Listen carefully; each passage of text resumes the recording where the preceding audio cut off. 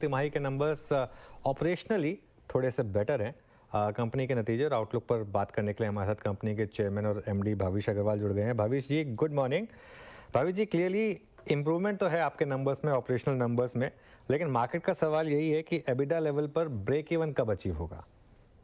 Anuj, thank you, आपने मुझे बुलाया और काफी अच्छा है कि आपके शो के थ्रू मैं आपके व्यूअर्स से बात कर सकता हूँ ऑन आपका जो सवाल है प्रॉफिटेबिलिटी पे एंड पाथ टू प्रॉफिटेबिलिटी पे। देखिए, इस क्वार्टर, पिछले क्वार्टर Q2 में जो हमारे रिजल्ट्स आए हैं उसमें दो और तीन की हाइलाइट्स हैं।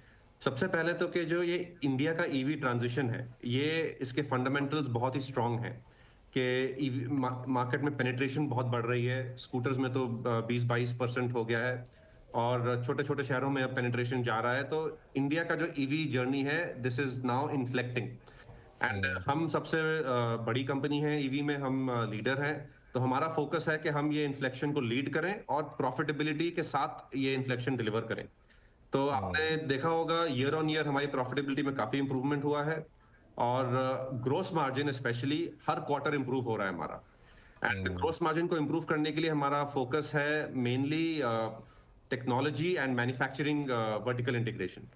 तो हमारा जो Gen 3 प्लेटफॉर्म है, जिससे अगले 12 महीने में अबाउट 20% और ग्रोस मार्जिन इंप्रूव होगा, ये अगले क्वार्टर से हमारा कस्टमर्स को डिलीवर होना शुरू होगा और इससे फर्दर 20% का gross margin Without Gen improvement होगा।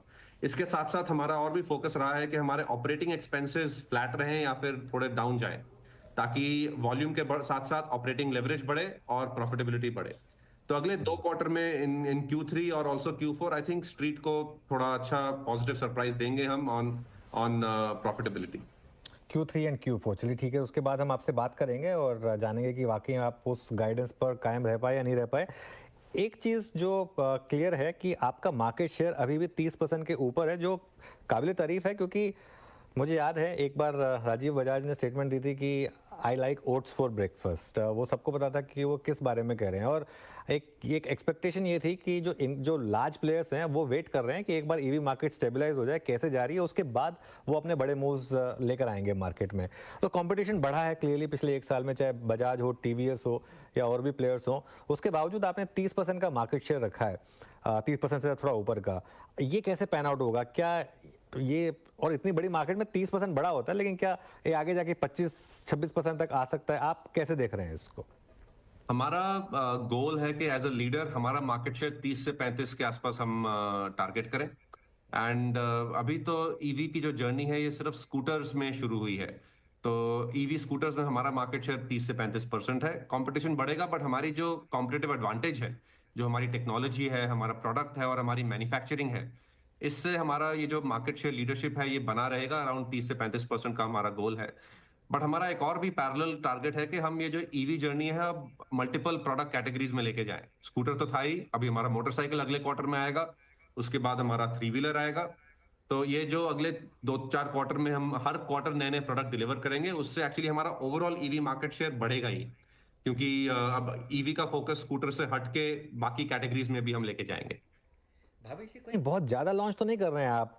20 लॉन्च 2 साल में, मतलब उसमें एक तो कॉस्ट एंगल और दूसरा इतने ज्यादा प्रोडक्ट्स हो जाएंगे तो कहीं ना कहीं एक वो जो एक कस्टमर रिकॉल वैल्यू होती है उस पर थोड़ा कहीं ना कहीं इम्पैक्ट आने का रिस्क नहीं रहेगा? अनुज, सॉरी, आपकी आवाज शायद थोड़ी पूरी क्लियर मैं नहीं ये आई पूछ रहा मुझे। हूँ मैं ये पूछ रहा हूँ जो आप लॉन्च कर रहे हैं, कहीं ये बहुत ज्यादा लॉन्च तो नहीं कर रहे हैं? एक साल में 20 लॉन्चेस, एक तो उसका कॉस्ट पर इम्पैक्ट होगा, मार्जिन पर इम्पैक्ट होगा, दूसरा कस्टमर रिकॉल वैल्यू में इतने सारे प्रोडक्ट्स एक ही कंपनी के हो जाएंगे, तो उसमें थोड़ा सा इशू नहीं आएगा क्या? हाँ, नहीं, ये आपका पॉइंट सही है कि क्या ये ज्यादा नहीं, सवाल सही है पूछना कि, बट इसमें हमारा जो फोकस है ना कि इंडिया की जो ये ईवी जर्नी है, 2 व्हीलर 3 व्हीलर में इंडिया को वर्ल्ड लीडर बनने की अपॉर्चुनिटी है। 2 व्हीलर 3 व्हीलर में ईवी में एंड स्कूटर में शुरू हुआ, और जो स्कूटर के थ्रू हमने टेक्नोलॉजी बनाई, मैन्युफैक्चरिंग और सप्लाई चेन बनाई और जो डिस्ट्रीब्यूशन नेटवर्क बनाया है, वही सेम एकदम प्लेटफॉर्म पूरा का पूरा मोटरसाइकिल में जाएगा और 3 व्हीलर में जाएगा। और इसीलिए हमारा अब स्कूटर में हमारा स्केल अच्छा है, लीडरशिप है, मार्जिन भी अच्छा हो रहा है। नेक्स्ट स्टेप है कि अब इसको जल्दी से जल्दी हम अलग कैटेगरीज में लेके जाएं, ताकि ओवरऑल ईवी जर्नी बढ़े।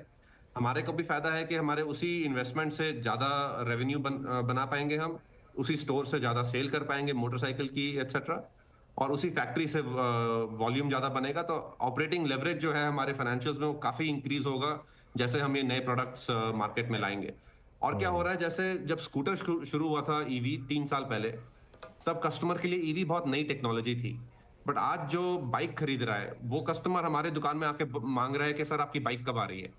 तो बाइक्स में जो ईवी जर्नी है, ईवी पेनिट्रेशन है, वो उसकी स्पीड काफी ज्यादा रफ्तार वाली होने वाली है, क्योंकि अब जनरली मार्केट प्लेस में ईवी की एक्सेप्टेंस, ईवी की एजुकेशन बन चुकी है। हम्म। अच्छा, अब आते हैं एक इम्पॉर्टेंट इशू पर, जो आपका थोड़ा सा एक पेन पॉइंट रहा है, सर्विस इशू वाला। क्योंकि सितंबर में एक इशू हुआ था जब एक कस्टमर ने एक बाइक को जला भी दिया था, क्योंकि उनका जो इशू था वो रिजॉल्व नहीं हो रहा था। इस पर आपने क्या प्रोग्रेस की है अब? अनुज सॉरी, आपकी आवाज में शायद कुछ मैं सर, एक second, can you hear me? हाँ, थोड़ा कट कट के आ रही है। अच्छा, मैं ये पूछ रहा था कि अब थोड़ा सर्विस इशू पे बात करते हैं, क्योंकि सितंबर में काफ़ी इश्यूज रेज हुए थे।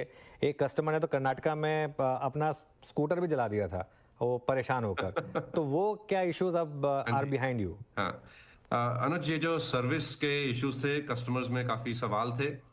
इसमें पिछले 2 महीने में हमारे पास थोड़ा सा बैकलॉग बना था, क्योंकि हमारी सर्विस कैपेसिटी हमने पूरी, सेल्स हमारी पिछले 12 महीने में बहुत बढ़ गई थी और सर्विस कैपेसिटी में हमने उतनी इंक्रीज नहीं किया था सेल्स के साथ साथ। अब हमने वो कर दिया है, जितना भी बैकलॉग था वो सारा सॉल्व हो गया है। और अब हमारा फोकस है कि अगले 3-4 महीने में हम अबाउट 2000 सेल्स स्टोर खोलेंगे और अबाउट 1000 और सर्विस सेंटर खोलेंगे। तो अभी हम ऑलमोस्ट 80% कस्टमर्स को सेम डे या नेक्स्ट डे सर्विस दे पा रहे हैं, जो इंडस्ट्री स्टैंडर्ड पे है। एंड अगले एक आध महीने में शायद हम ये इसको और इम्प्रूव भी कर लें, ताकि इंडस्ट्री लीडर बन जाए सर्विस में। तो कोई बैकलॉग नहीं है, सारे कस्टमर्स का इशू जो है वो सॉल्व हो गया है। एंड गोइंग फॉरवर्ड हम नेटवर्क और एक्सपैंड कर रहे हैं, ताकि और जल्दी से कस्टमर के पास रह सकें और कस्टमर की सर्विस और फास्टर और जल्दी कर सकें।